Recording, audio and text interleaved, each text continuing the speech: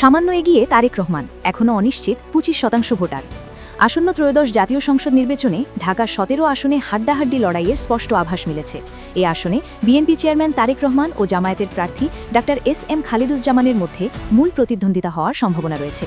সোচ্চারের একটি জরিপে দেখা গেছে 35% ভোটার তারেক রহমানকে সমর্থনের কথা জানিয়েছেন, আর 32% ভোটারের সমর্থন রয়েছে ডাক্তার এস.এম. খালিদুজ্জামানের প্রতি। তবে এখনও প্রায় 1/4 ভোটার সিদ্ধান্তহীন থাকায় শেষ মুহূর্তে ফল পরিবর্তনের সম্ভাবনা দেখছেন বিশ্লেষকরা।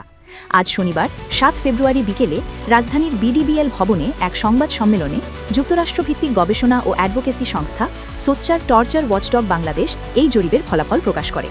সংবাদ সম্মেলনে জরিপের ফলাফল উপস্থাপন করেন সংগঠনটির প্রেসিডেন্ট ও নর্থ সাউথ ইউনিভার্সিটির সহকারী অধ্যাপক ড. শিব্বির আহমদ।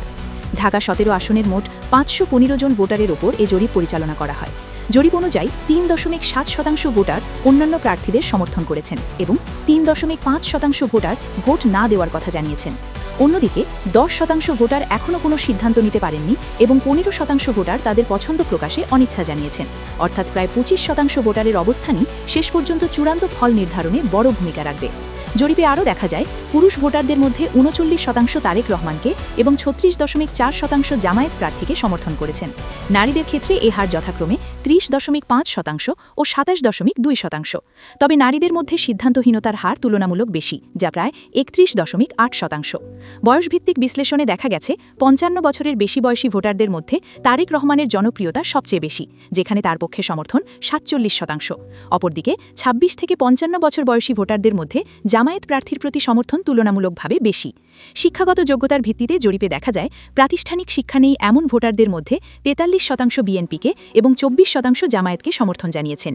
উচ্চশিক্ষিত ভোটারদের ক্ষেত্রে দুই দলের সমর্থনই প্রায় সমান, যা 31%।